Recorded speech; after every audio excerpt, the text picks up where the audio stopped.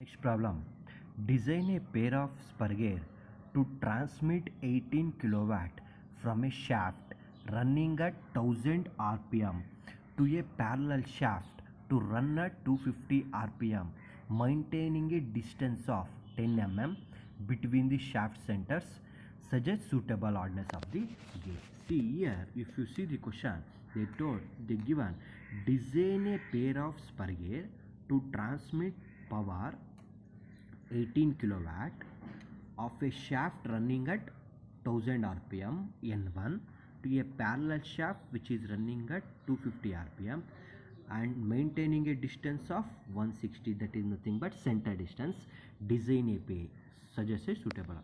So here they given only three unknowns, that is nothing but power they have given power is equal to 18 kilowatts, N1 is equal to 1000 rpm, N2 is equal to 250 rpm and A is equal to 160 mm. Only these things we have. By knowing these three things, we can't able to suggest the hardness.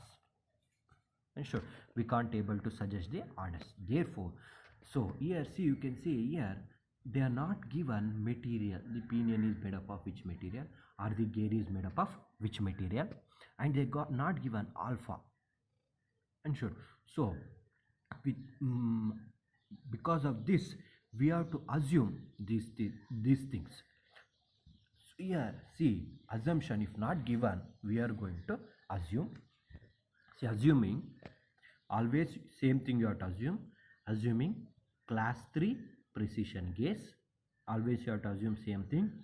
And if they are not given, assume pressure angle is equal to 20 degree, full depth, and medium shock and 8 to 10 hours per day. CS is equal to 1.5. If not given, always you have to assume that. Next, material, if they are not given, same material you have to assume. Pinion material is SAE 3245 chromium nickel steel, as the center distance is small. Since the center distance is only 160 mm, you have to assume SAE 3245. Now from the table 23.18, SAE we are assuming pinion material only, we are assuming pinion, not for gear. So sigma naught 1 is 448 to 557. You will get like this. Now with this, in between this any value we can take. So therefore I am taking sigma naught 1 is equal to 500 MPa. Only pinion. And sure. Now after assuming, then remaining same procedure, I is equal to N1 by N2, calculate I. Next, take the center distance formula, A is equal to D1 plus D2 by 2, calculate D1 D2. Next, same procedure. Now for alpha is equal to 20 degree, I assumed.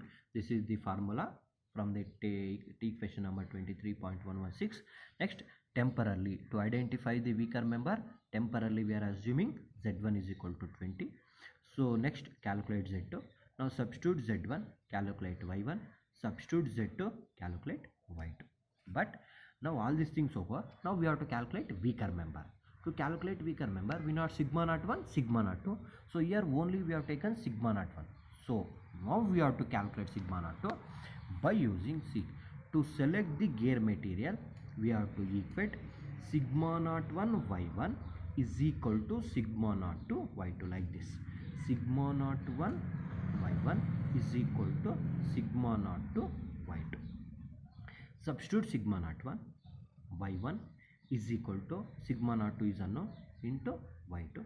Then we will get sigma naught 2. So whatever the sigma naught 2, you should not directly take this one. Again we have to go for table number 23.18.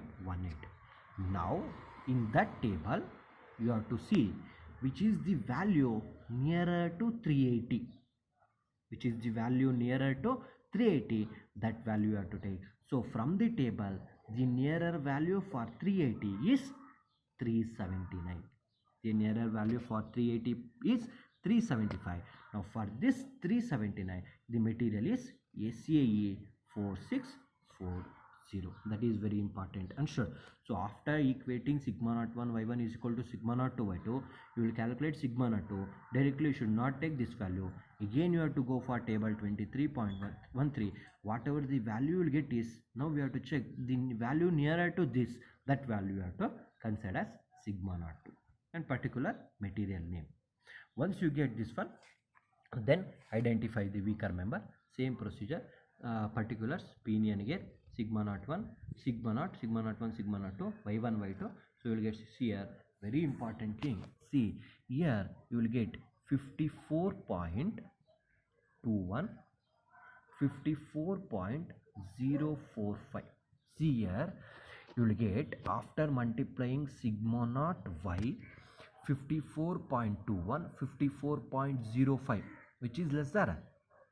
See, based upon the decimal we are taking, gear is the weaker member. See here they have taken gear is, that's why I told after decimal 3 to when you are calculating, see y1 here, when you are calculating y1 and y2 after decimal, take 4 values, 4 to 5 values, then only here we will get exact value. See, sometimes if you take 1 or 2 value you will get 54, then which you will take weaker member.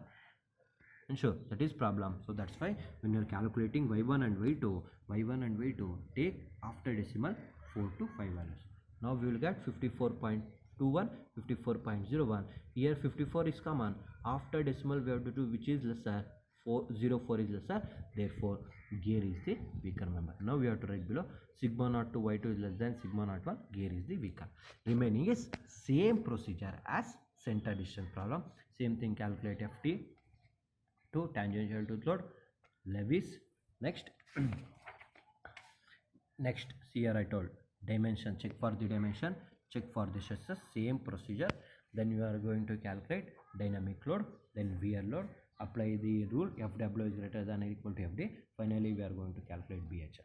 And sure, so take this as assignment, you calculate this and you have to submit on tomorrow. Only this problem complete. So only extra thing is, in this problem they not given alpha, they not given sigma naught 1 and sigma naught 2. We are assuming first sigma naught 1 from the table, then we are going to calculate sigma naught 2 by equating sigma naught 1 y1 is equal to sigma naught y2. Then we will get sigma naught 2.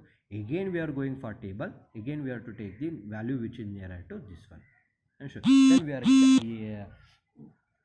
calculating the weaker member, and remaining is same procedure as center distance problem. Since it is a center distance problem, they have given 168 center distance. Remaining same procedure until you have to find out hardness of the material. And sure, so I think you will do this problem. So do this problem and you have to submit on tomorrow. And sure, so this completes the third module, that is nothing but Spurgear half of the module. So here you are having problems, calculation of face width, calculation of module, and you are having the problems based upon the number of teeth. In the question only they will give number of teeth, so it is one type of problem. And next type of problem is center distance problem A, that is another type of problem. Or they will give velocity, based upon velocity you have to calculate d1 and d2. Again it is a center distance problem, that is diameter problem. So or they will give hardness, then we have to check for the wear dynamic or endurance strength. Some another problem, they won't give any data, all the data you have to assume and you have to calculate. So these are the 4 types of problem you will get. So go through all these problems once again, prepare well. And sure, so in the next lesson we will go for next module. And sure.